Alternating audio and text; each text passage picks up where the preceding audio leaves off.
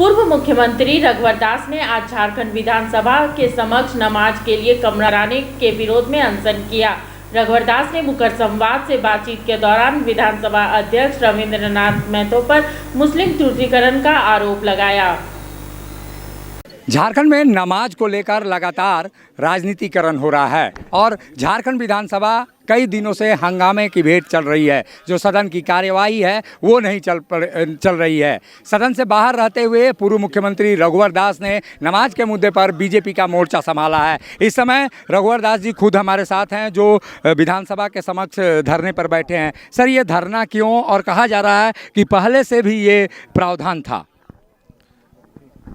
जो इस तरह की बात जो भी हमारे माननीय लोग कह रहे हैं उनसे मेरा अनुरोध है, पारदर्शी ढंग से वो पत्र को दिखा दें, सारी बात खत्म हो जाएगी। लेकिन इस तरह 3.25 करोड़ जनता को गुमराह करने का काम हम माननीय मुख्यमंत्री जी से भी, माननीय अध्यक्ष जी से भी अनुरोध करते हैं। अब गुमराह नहीं चलेगा, काट की हंडी बार बार नहीं चलता है। 2019 में आपने बड़े बड़े वादे करके एक बार जनता को आपने गुमराह कर लिया और उस वादे को आज आप पूरा नहीं कर पा रहे हैं तो कहीं नियोजन नीति में हिंदी भाषा भाषी को हटाकर उर्दू को शामिल कर रहे हैं। इस लोकसभा, इस विधानसभा के मंदिर में, जनता का मंदिर में आप अनजान करने के लिए आप कमरा कक्षा आवंटित कर रहे हैं। यहाँ 3.25 करोड़ जनता की आकांक्षाएं, अपेक्षाएं प्रतिबिंब होनी चाहिए कि यहाँ अजान पढ़ने के लिए विधानसभा बना। झारखंड मुक्ति मोर्चा की जागीर है क्या? कांग्रेस की जागीर है क्या? ये 3.25 करोड़ जनता की जागीर है। सर, बार बार मुस्लिम तुष्टीकरण का आप लोग आरोप लगाते हैं। मुस्लिम तुष्टीकरण ऐसी क्या बात है इस वोट बैंक में कि लगातार कम संख्या होने के बावजूद इस वोट के प्रति लोगों का रुझान ज़्यादा रहता है? मुखर आप अभी तक मुखर होकर समझे नहीं है क्यों? कांग्रेस आज से नहीं, कांग्रेस देश की आज़ादी के बाद से ही अंग्रेज़ के फूट डालो राज करो, वोट बैंक और तुष्टीकरण की राजनीति, कांग्रेस तुष्टीकरण राजनीति की जननी है। और उसी का देखा है जो क्षेत्रीय पार्टी है यहाँ सोरेन परिवार, ये परिवारवार की जो पार्टी है इसकी ही राजनीति है। वोट बैंक तुष्टीकरण की राजनीति कर हम समाज को बांटकर, जिस तरह अंग्रेज 200 वर्ष राज किए, लेकिन ये सोरेन परिवार और ये कांग्रेस परिवार अच्छी तरह समझ ले, लोकतंत्र की जड़ें बहुत मजबूत है। इस लोकतंत्र को कोई समाप्त नहीं कर सकता। लोकतंत्र की भावना को मैं माननीय अध्यक्ष जी और माननीय मुख्यमंत्री से अनुरोध करूंगा, इस लोकतंत्र की जो मूल भावना है, जिसका आपने पंथ निरपेक्ष संविधान का आपने शपथ ली है, माननीय अध्यक्ष जी ने शपथ ली है, उस संविधान की तो रक्षा आप करो।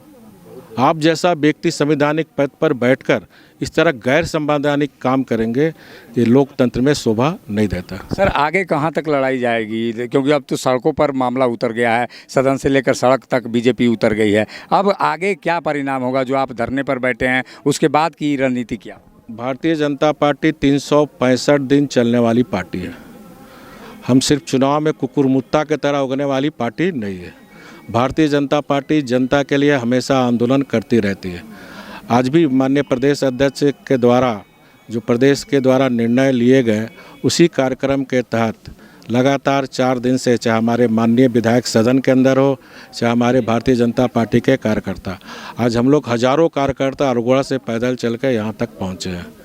तो भारतीय जनता पार्टी सारी समीक्षा करके ये दोनों इशू पर, जब तक सरकार नियोजन नीति में हिंदी भाषा भाषी को नहीं जोड़ती है, माननीय अध्यक्ष जी जब तक इस नमाज कच के पत्र को आवंटित रद्द नहीं करती है, तब तक भारतीय जनता पार्टी आंदोलन करती रहेगी। पूर्व मुख्यमंत्री रघुवर दास जो बता रहे थे कि सदन से लेकर सड़क तक बीजेपी का ये आंदोलन जारी रहेगा, लेकिन इस आंदोलन में परिणाम क्या होगा ये समय के साथ ही पता चलेगा। सहयोगी संजय के साथ अशोक कुमार, मुखर संवाद, रांची।